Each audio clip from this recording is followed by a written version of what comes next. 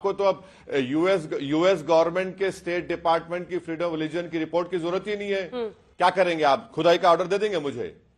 मैं कल जाके बोलूंगा कि हमारे साथ इस वक्त जुड़ रहे हैं असदुद्दीन ओवैसी साहब, जो कि एआईएमआईएम के अध्यक्ष भी हैं और सांसद भी हैं। आपने पूछा ओवैसी साहब ये क्या हो रहा है देश में, तो देश में यह हो रहा है कि हिंदू सेना के अध्यक्ष विष्णु गुप्ता की ओर से दायर याचिका को अजमेर सिविल कोर्ट ने स्वीकार कर लिया है। मामले की सुनवाई 20 दिसंबर को तय होगी। अजमेर की ख्वाजा मोइनुद्दीन चिश्ती की दरगाह में संकट मोचन महादेव मंदिर होने का दावा करने वाली याचिका में अब तमाम पक्षों को उन्होंने, जिसमें अल्पसंख्यक मंत्रालय है, दरगाह कमेटी है, भारतीय पुरातत्व सर्वेक्षण विभाग यानी एएसआई है, नोटिस भेजा है। सुनवाई होगी। प्रॉब्लम क्या है, आपत्ति क्या है इसमें?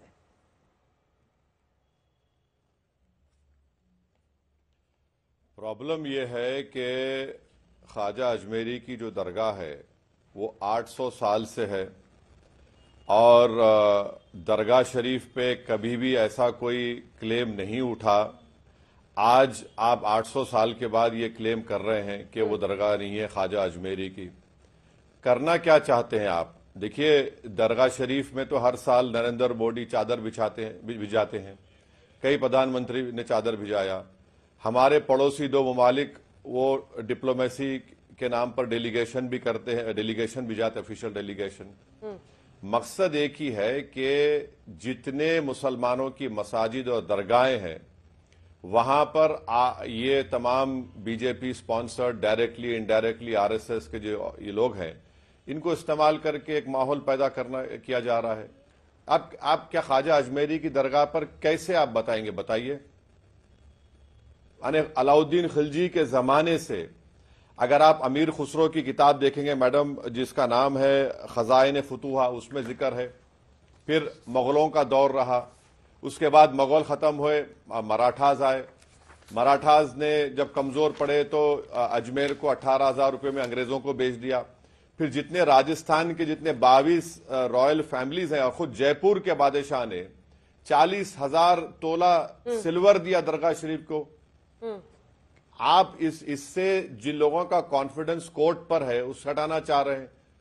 आप एक लॉ एंड ऑर्डर का मसला पैदा करना चाह रहे हैं, सोशल इंस्टेबिलिटी आप देश में पैदा करना चाह रहे हैं। और ख्वाजा अजमेरी की जो दरगाह है सुल्तान हिंद की, पूरे दुनिया से लोग आते हैं। आप मैसेज क्या दे रहे हैं? आपको तो अब यूएस गवर्नमेंट के स्टेट डिपार्टमेंट की फ्रीडम ऑफ रिलीजन की रिपोर्ट की जरूरत ही नहीं है भारत के बारे में लिखने की।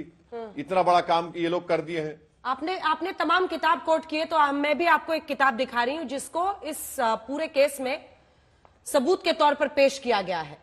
Ajmer historical and descriptive, Harbilas Sarda की ये 1911 की किताब, जिसके पन्ने ये चीख चीख कर बता रहे हैं कि वहां पर हिंदू मंदिरों के अवशेष की बात है। पन्ना नंबर 53 जिसमें 93, जिसमें ये लिखा गया है कि बुलंद दरवाजे के उत्तर के गेट में 3 मंजिला छतरी है। ये किसी हिंदू इमारत के हिस्से से बनी है। छतरी की बनावट हिंदू मूल को दिखाते हैं। पेज नंबर 94, छतरी में लाल रंग के बलुआ पत्थर वाला हिस्सा पुराने जैन मंदिर का है जिसका विध्वंस किया गया। बुलंद दरवाजा, वो दावा है उस किताब के मुताबिक कि जैन मंदिर भी था और हिंदू मंदिर भी था। बुलंद दरवाजा और अंदर की चारदीवारी के नीचे पुरानी हिंदू इमारत या मंदिर के तहखाने में कई कमरे हैं। असल में पूरी दरगाह पुराने हिंदू मंदिर के स्थल पर बनी है। इसी के साथ मंदिर में महादेव की तस्वीर है। परंपरा के मुताबिक तहखाने के अंदर मंदिर में महादेव की तस्वीर है जिस पर रोज ब्राह्मण परिवार पूजा करता था। आज भी दरगाह में घड़ियाली की वो परंपरा है। इस पर धूल डाल दी जाए, इस पर कालीन बिछा दी जाए, क्या एक समाज का हक नहीं है कि वो अपने इतिहास को जान पाए? नहीं तो आप ये कह रहे हैं कि जो किताब में शारदा ने लिखा ट्रेडिशन की बुनियाद पर, कहां है प्रूफ? कहां है बताइए, कहां है प्रूफ? ट्रेडिशन सर्वे से पता चलेगा। यानी जो भी, क्यों सर्वे से पता चलेगा? क्यों सर्वे होगा? मैं जाकर कल अर्जी डाल दूंगा, प्रधानमंत्री के घर में नीचे मस्जिद थी। क्या करेंगे आप? खुदाई का ऑर्डर दे देंगे मुझे? मैं कल जाके बोलूंगा कि पार्लियामेंट के नीचे कुछ और था, आप खुदाई का ऑर्डर दे देंगे मुझे? मजाक है क्या? देश चलाना कोई मजाक है? कल मैं जाके बोलूंगा कि भाई वहां पर कोई मुसलमान जाके बोलेगा नहीं ये जो जगह किसी इबादत गाह की नहीं है, मेरी है। कहां आप लेकर जाना चाहते हैं देश को? ये इस तरह से आप कोई भी कुछ लिख देगा। बेवकूफ पागल बातें कोई लिख देगा। ट्रेडिशन क्या ट्रेडिशन है? कौन से ट्रेडिशन की आप बात कर रहे हैं? इसीलिए मुझे मालूम था कि आप बोलेंगे। मैं आपको 13 सेंचुरी किताब अमीर खुसरो की कोट किया हूं। प्रधानमंत्री जितने हैं वो वहां पर चादर भेजते हैं। आज आकर आप बोल रहे ये होगा। सर आप तो दावे की जो बात कर रहे हैं, नहीं सुनिए ना वैसी साहब वक्फ वाले यही कर रहे हैं। 2 दिन पहले सर एटा में एक हिंदू परिवार के एंसेस्ट्रल जमीन को वक्फ प्रॉपर्टी कहने के लिए वहां पर एक पूरी भीड़ पहुंच गई, जिस मामले में अब फरहान और रफीक को अरेस्ट किया गया है। वो उस परिवार पर हमला भी करते हैं कह के ये वक्फ की जमीन है। देखिए मामला क्या है ना, मैं असल बुनियाद पर आती हूं। आप बार बार 1991 के स्पेशल जो वर्शिपिंग एक्ट है उसको कोट करते हैं।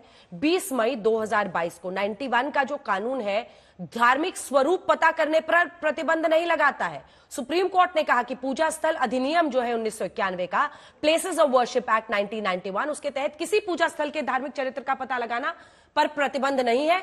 न्यायमूर्ति डीवाई चंद्रचूड़, न्यायमूर्ति सूर्यकांत और न्यायमूर्ति पीएस नरसिम्हा की पीठ ने ज्ञानवापी मस्जिद विवाह की 1 घंटे की सुनवाई के दौरान महत्वपूर्ण टिप्पणी करते हुए कहा कि इसने 2019 के अयोध्या फैसले में पूजा स्थल अधिनियम के प्रावधानों पर गौर किया और धारा 3 पूजा स्थल धार्मिक चरित्र सुनिश्चित करने पर स्पष्ट तौर पर रोक नहीं लगाती है।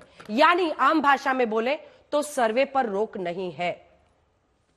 चरित्र बदलने पर रोक है लेकिन सर्वे पर रोक नहीं है। पहले तो मैडम सुनिए मैडम, पहले मैं बड़ी इज्जत के साथ आपसे अर्ज कर रहा हूं, जो कोई भी आपको लिखकर दे रहा है ना वो नंबर 1 का थम्स अप है। एक ओरल ऑब्जर्वेशन को आप जजमेंट का रोल दे रहे हैं। क्या है मैडम, ये कौन कह रहा है आपको? एक ओरल ऑब्जर्वेशन था ऑन द एक्ट, और यही रीडिंग ऑफ द एक्ट साहब ने सुन तो देखिए मैडम, ओरल ऑब्जर्वेशन अलग होता है, जजमेंट अलग होता है। आप ओरल ऑब्जर्वेशन को जजमेंट कर आप दे देंगे तो फिर इसका मतलब नरेंद्र मोदी पर जो हाई कोर्ट ने, सुप्रीम कोर्ट ने कहा था कि रोम जल रहा था और नीरू बांसुरी बजा रहे थे, मैं बोलूं वो तो ओरल ऑब्जर्वेशन था। वो ओरल ऑब्जर्वेशन जजमेंट का स्टेटस नहीं दे सकते आप। मैं आपको बता रहा हूं कि बाबरी मस्जिद के केस में नॉन डिट्रोगेशन के प्रिंसिपल की बात हुई थी। और क्यों हुई थी?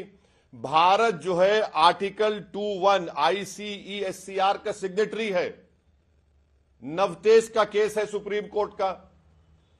आप खुद कह दिए हैं कि प्लेसेस ऑफ वर्शिप एक्ट में आप नहीं बदल सकते उसको। अब आप कैसे बदलेंगे उसको, बताइए आप। अब मैं बोलूं क्या? सर्वे किस? हाँ बोलिए। सर मैंने ये नहीं कहा कि ये कोर्ट का फैसला था, मैंने कहा ये उनका इंटरप्रिटेशन ऑफ द एक्ट है, जिसमें वो कह रहे हैं कि चरित्र को बदलने पर तो पूरी तरह से रोक है। लेकिन अगर वर्शिप, एक second, places of worship act में अगर कहीं पर लिखा हुआ है, आप लाइन निकाल के मुझे दिखा दीजिए कि चरित्र पता करने पर भी रोक है। एक बात सुनिए मैडम, जब पार्लियामेंट में कानून बन गया कि 15 अगस्त 47 को जिस किसी समुदाय का रिलीजियस प्लेस होगा वो सील हो गया, कुछ चेंज नहीं होगा।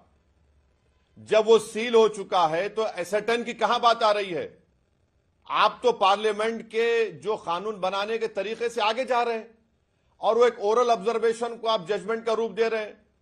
आज भी सुप्रीम कोर्ट में पेंडिंग है वो, और सुप्रीम कोर्ट सुनवाई करेगा उस बारे में। सर मैं तो कह रही हूं अगर उस एक्ट में ये किस लिए रहेगा? एक्ट में अगर ये लूपहोल है तो आप बैरिस्टर हैं, आप कुछ कीजिए ना, जाइए ना, इन लोगों की बिना पर आपके। देखिए मेरा असल सवाल पर आते हैं, वैसे साहब को मेरे साथ दिखाइए एक बार असल सवाल सर, और एकदम दो टूक सवाल पूछ रही हूँ, सीधा सवाल। मैं बोलता हूं। पहले सुनिए सर, सवाल सुनिए please sir, please listen to my question. My question is कि जब एटा में वक्फ की जमीन है, ये परिवार की जमीन नहीं है, ये वक्फ की जमीन है, ऐसा कहकर भीड़ हमला कर देती है, तब कुछ नहीं बोलना है। लेकिन अगर हिंदू पक्ष कोर्ट में जाके कहता है कि हमें सर्वे करने दीजिए, हमें पता करने दीजिए कि ये मस्जिद थी या मंदिर था, तो ऐसे में ये गलत है, ये कैसे चलेगा सर? बिल्कुल चलेगा, क्योंकि भारत की सबसे बड़ी पंचायत लोकसभा राज्यसभा ने कानून बना दिया है।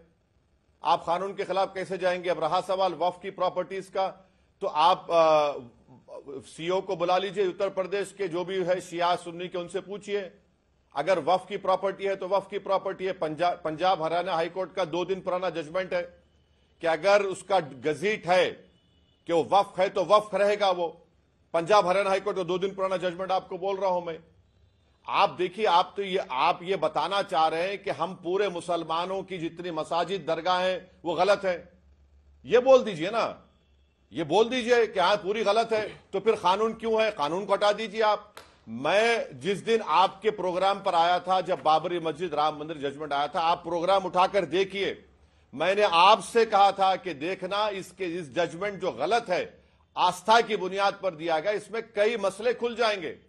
आज मैडम मैं आपको बता रहा हूं, 15 ऐसे दरगाह और मसाजिद पर केस पड़ चुका है।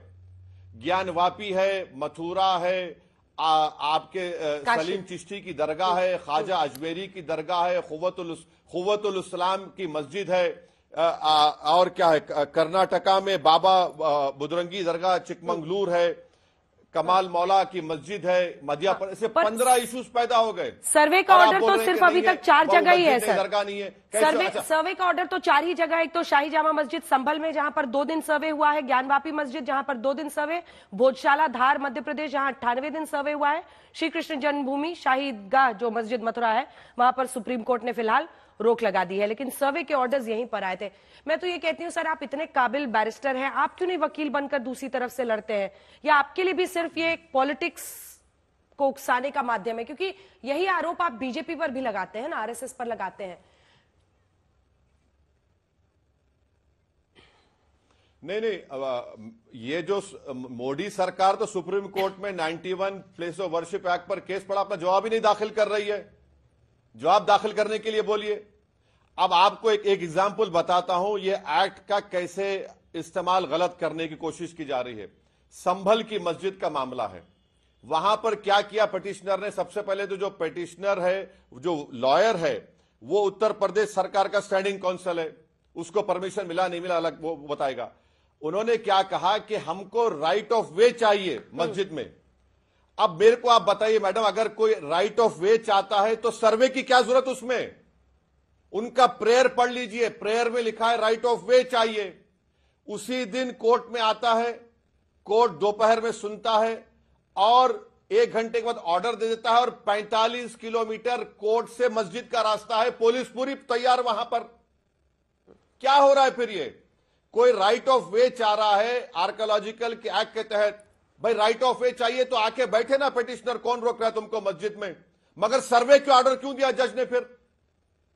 इसको आप समझिए, इसकी क्रोनोलॉजी समझिए, आप क्या करना चाह रहे हैं फिर आप। अच्छा, मथुरा की आप बात किए, 1965 में हिंदू और मुसलमानों ने बैठकर तस्वीया कर लिया।